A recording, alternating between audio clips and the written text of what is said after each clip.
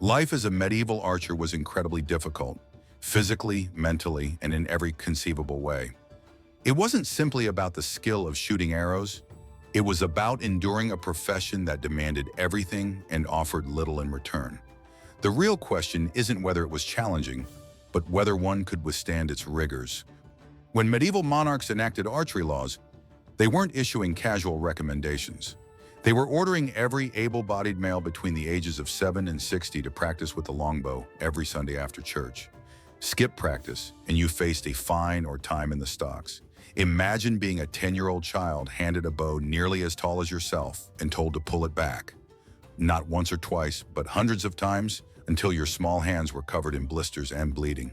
The adults around you showed no concern for your tears or complaints. Their logic was brutal but simple. If you couldn't draw the bow, you were useless in battle. Again would be the constant command as your shoulders burned and fingers split open. Your first bow might be smaller, but by the age of 12 or 13, you were expected to handle the standard longbow. And that standard longbow required a level of strength that would impress even the most muscular modern athlete. Training wasn't solely focused on hitting targets. It was about building the extraordinary upper body strength needed to repeatedly draw a bow, requiring over 100 pounds of force. While other children engaged in play, young archers spent hours pulling weights, lifting stones, and repeating the same motion thousands of times until their bodies were physically transformed. Evidence of this brutal childhood training is still visible today in skeletal remains, showing unusual bone deformities, twisted spines, and bone spurs on fingers from years of constant strain. Examinations of medieval graves have revealed archer remains with left arm bones 50% thicker than their right. Their bodies were literally shaped by their profession. By the age of 16, successful trainees could fire up to 12 arrows per minute with accuracy at 200 yards. Their fingers bore permanent grooves and calluses so thick a needle couldn't penetrate them, which was probably for the best, as medieval medicine primarily involved applying dirt to wounds and returning to practice. The worst part, this childhood of pain was just the beginning. After years of rigorous training, you might assume an archer would cherish their weapon. The reality was far more complex. The English longbow was both a marvel of medieval warfare and a persistent source of physical hardship. First, its sheer size, standing between 5 feet 10 inches and 6 feet 6 inches, often matched or exceeded the height of its user. Crafted from yew wood, it weighed only 3 to 5 pounds, but after miles of marching, that added weight became noticeable. The true brutality lay in its draw force. Recovered bows revealed draw weights between 90 and 180 pounds, 2 to 3 times the force required for modern hunting bows. Imagine lifting a medium-sized dog with 3 fingers, then repeating that action 400 times in an afternoon. There was no technique to make it easier, just raw muscle power. The toll on the body was devastating. Archer skeletons show enlarged bones, compressed spines, and severe arthritis. Some developed such massive bone spurs on their drawing hands that they must have lived in constant pain, yet they continued shooting. Maintenance was another challenge. Hemp or flax bowstrings required regular waxing and had to be kept dry. Spare strings were carried wrapped around the head beneath helmets. Medieval multitasking at its finest. The bow itself, if stored improperly, would warp and become useless. Even well-maintained bows had limited lifespans, sometimes breaking after hours of intense battle. Arrows had to be carefully matched to the bow as well. Too light and they lacked power. Too heavy and their flight would be inaccurate. A skilled archer could fire 10 to 12 arrows per minute, adjusting instinctively for distance and wind. Archery wasn't merely a skill, it was a way of life. Daily practice was compulsory and entire companies faced fines for taking a single day off. Some archers referred to their bows as their wives, experiencing both love and resentment towards them. One archer, caught drinking excessively, defended himself by stating that his bow demanded everything from him. So in the evenings, the ale was his alone. As demanding as this relationship was, the bow was only the initial component of an archer's burden. Traveling light was not an option for medieval archers. When summoned to war, they carried enough equipment to strain a modern soldier. Their burden encompassed not just the emotional weight of impending conflict, but the significant physical weight of survival tools strapped to their backs, hanging from their belts, and slung across their shoulders. The longbow itself was just the beginning. At 6 feet tall and up to 5 pounds, it was challenging to carry. But without arrows, it was merely an awkwardly shaped walking stick. And arrows, those were not designed for easy transport. A standard war archer carried 60 to 100 arrows, representing 7 to 12 pounds of sheer, pointed inconvenience. These were not neatly arranged in stylish back quivers like in films. Most archers carried arrows at their hips, stuffed them into boots, or simply stuck them into the ground, hoping no one would trip. Running out of ammunition mid-battle was a death sentence, so archers carried materials to produce more. Extra arrowheads, feathers, and wooden shafts. The more prepared individuals had emergency fletching kits, because nothing adds to battlefield stress like attempting arts and crafts under fire. The bowstring presented another issue.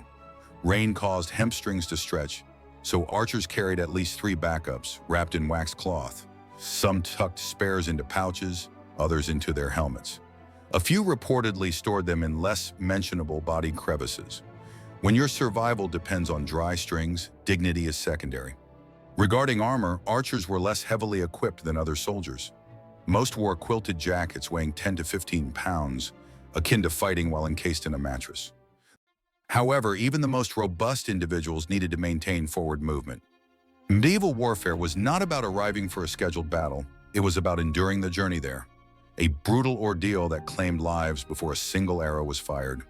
The day commenced before sunrise with no coffee or energy drinks, just cold water and stale bread, if one was fortunate. Fires were often prohibited in enemy territory, meaning breakfast was as cold as one's spirits. Then came the march, sometimes 20 miles a day, occasionally 30, carrying 80 pounds of gear. That's a daily marathon in flimsy boots and unpredictable weather. Roads, more like muddy tracks with aspirations of being actual roads. Paved highways were rare, so armies trudged through dirt paths, open fields, and routes that seemed designed to cause injury. Maps were rudimentary at best, so guides, sometimes unreliable ones, led the way. A French chronicler described English archers as moving like a plague of locusts, their feet so hardened that rocks seemed to yield. This wasn't poetic language, it was a bitter complaint from those witnessing their land being trampled. The footwear situation was dire. Archers typically had 1 pair of thin-soled leather boots with no padding, definitely not waterproof. When these wore out, replacements were whatever was available, including cloth wrappings or even scavenged leather from the battlefield. Some hardened their feet in advance by walking barefoot on gravel or rubbing them with salt and vinegar. Weather turned everything into a nightmare. Summer meant heat stroke, winter meant frostbite, and rain meant misery for all. Cold permeated everything. Gear became heavier, and bowstrings became useless. Some armies simply halted their movement when the rain was too heavy, preferring delay over drowning in mud. Sleep was a luxury. Unless you were nobility, most archers slept on the ground, wrapped in cloaks, hoping insects wouldn't prey on them. Food consisted of hard bread that required soaking to be edible, dried meat tougher than armor, and foraging, a polite term for taking whatever sustenance could be found. By the time they reached the battlefield, archers were already half dead. Unfortunately for their enemies, that made them twice as dangerous. The march might break bodies, but it forged determined spirits.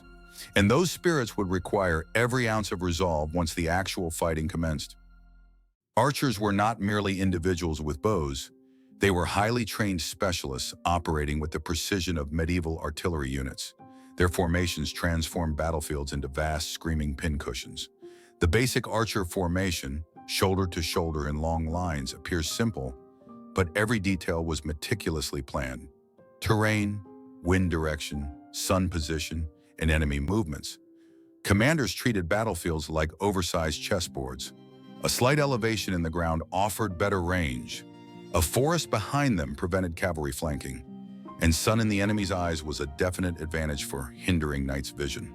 Archers did not stand in straight rows. They formed a slight curve, not for aesthetic purposes, but to make their arrows converge on targets from multiple angles.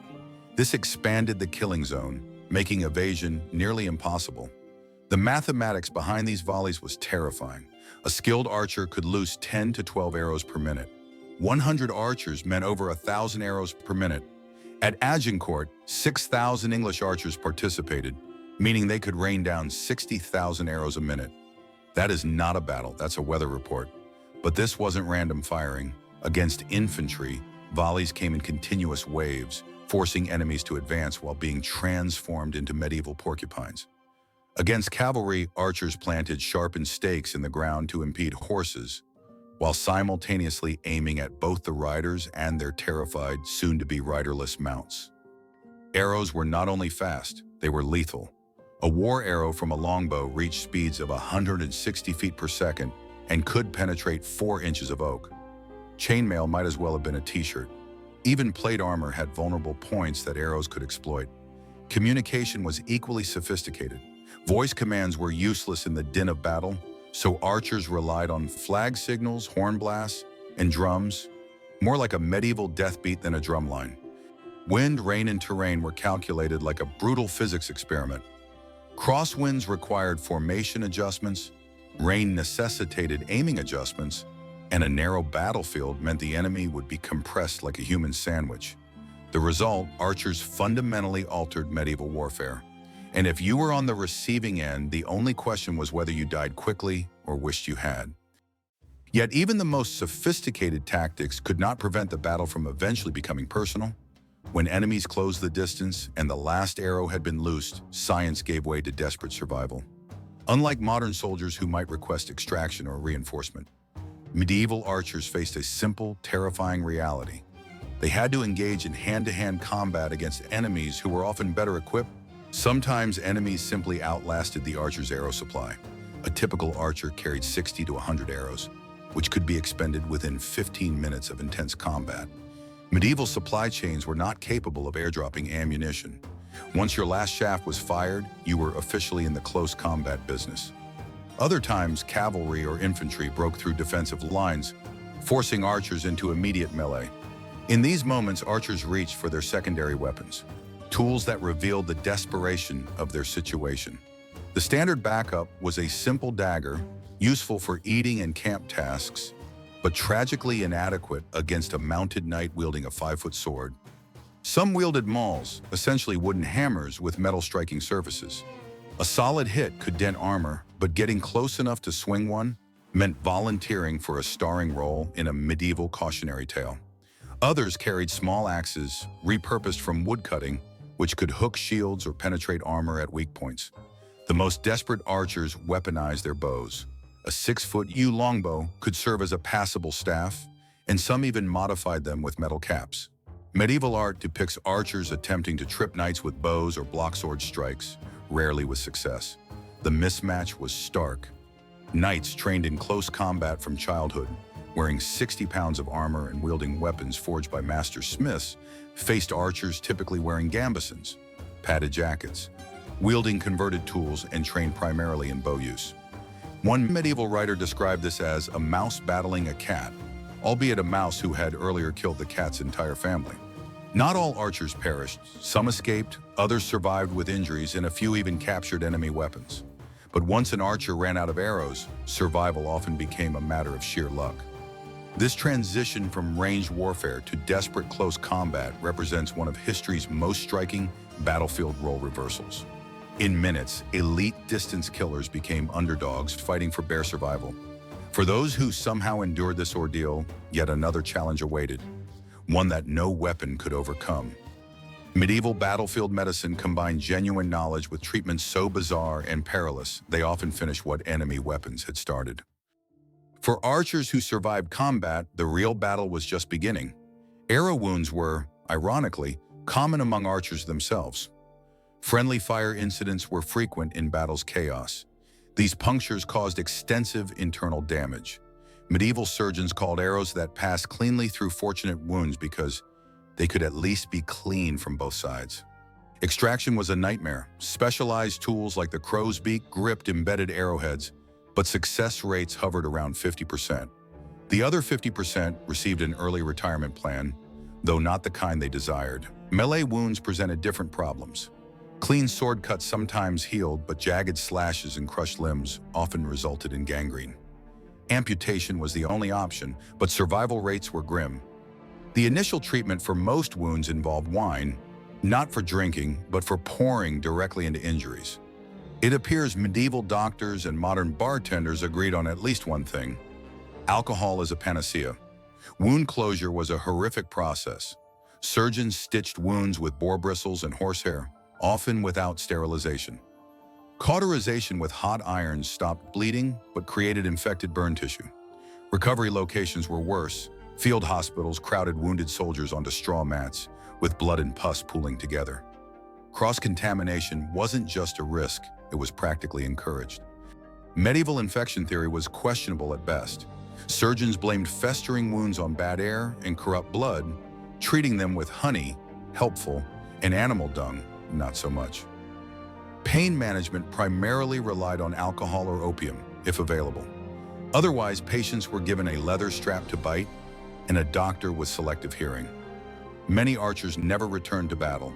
Hand and arm injuries made drawing a war bow impossible, leaving them disabled with limited economic options. Some veterans resorted to self-mutilation to avoid recall, severing fingers to render themselves unfit for duty. When cutting off a finger seems like the most advantageous career move, you know the job has significant issues. Having survived training, marching, battle, and wounds, an archer might believe the worst was behind them. However, medieval archers did not exactly benefit from lucrative compensation packages for their perilous services. The financial reality of this profession was as harsh as the physical demands, creating a life of perpetual economic insecurity for those who survived long enough to worry about money. A skilled longbowman during the 100 Years' War earned approximately 6 pence per day while on active campaign, roughly twice what an average laborer might make. This might sound reasonable until one considers the actual purchasing power. 6 pence would purchase about 2 gallons of ale or one modest meal at a tavern.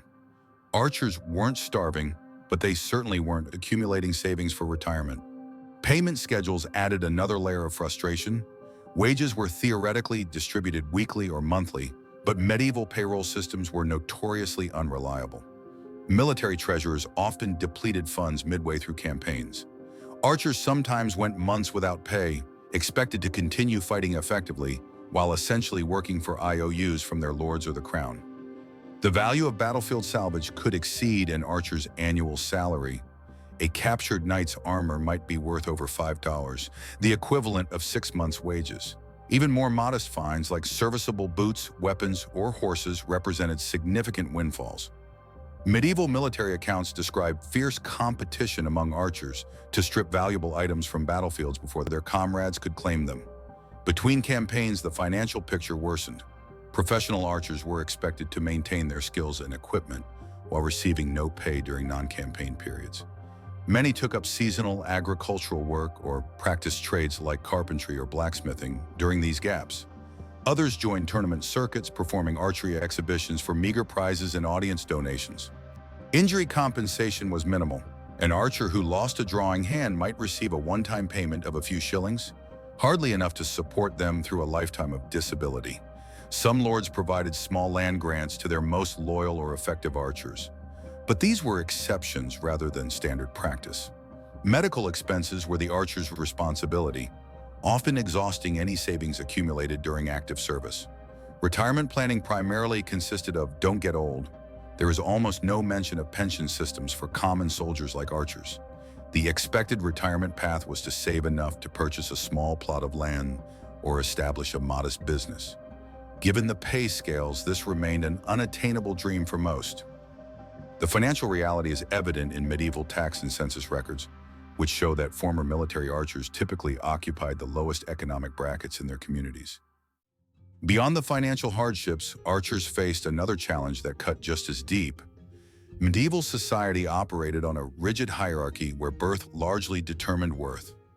Within this system, archers occupied a peculiar middle ground, too valuable to ignore, too common to truly respect. Their social position fluctuated with political winds and military needs, creating a class of men who never quite belonged anywhere. During peacetime, archers reintegrated into the lower classes from which they came. Former military bowmen became cobblers, innkeepers, and gravediggers. One day they were raining death on the enemy. The next they were serving ale to someone who had never left his village. Their military service held little social currency in civilian life. No special recognition, no guaranteed wealth. The aristocracy viewed archers with a mixture of disdain and grudging appreciation. Medieval literature written by and for nobles frequently depicts them as crude and unrefined, yet these same texts acknowledge their battlefield effectiveness. One French nobleman famously complained that archery was an unfair art that allows the lowborn to kill their betterers from a distance, perhaps the highest backhanded compliment ever bestowed upon the profession. Common folk held their own contradictory views. Returning archers often faced suspicion. These were men who had witnessed atrocities, participated in looting, and survived brutal battles. Some communities even enacted ordinances against trouble from returned bowmen, suggesting their battlefield behaviors didn't always dissipate upon their return home. The church added another layer of complexity. Official doctrine condemned missile weapons used against fellow Christians, with papal bulls specifically targeting crossbows and longbows. This placed many archers in a moral bind, celebrated by kings, damned by their priests. Some attempted to purchase spiritual forgiveness with large church donations. Others simply hoped their accuracy on the battlefield might impress St. Peter. Women's perspectives were equally complicated. Archers had decent incomes during service, making them attractive potential providers. However, their frequent absences and high mortality rates made them unreliable long-term partners. Some towns even had noticeably higher widow rates in areas known for supplying archers. The phrase, "till death do us part," probably hit a little too close to home. Children viewed archers with both awe and dread. Boys admired them but feared being selected for training. Recruiters arriving in villages were met with a peculiar mix of excitement and hidden sons. Mothers secreted their strongest boys into cellars, while fathers reluctantly presented them, knowing survival depended on acquiring a useful skill. Ultimately, archers existed between worlds, respected in war, tolerated in peace, but rarely fully integrated into society. They mastered a weapon so demanding it altered their bodies, faced dangers that would terrify modern soldiers, and did it all for wages that barely kept them fed. So do you believe you have what it takes to be a medieval archer? If so, congratulations. You possess more grit than most knights who ever wore elaborate armor.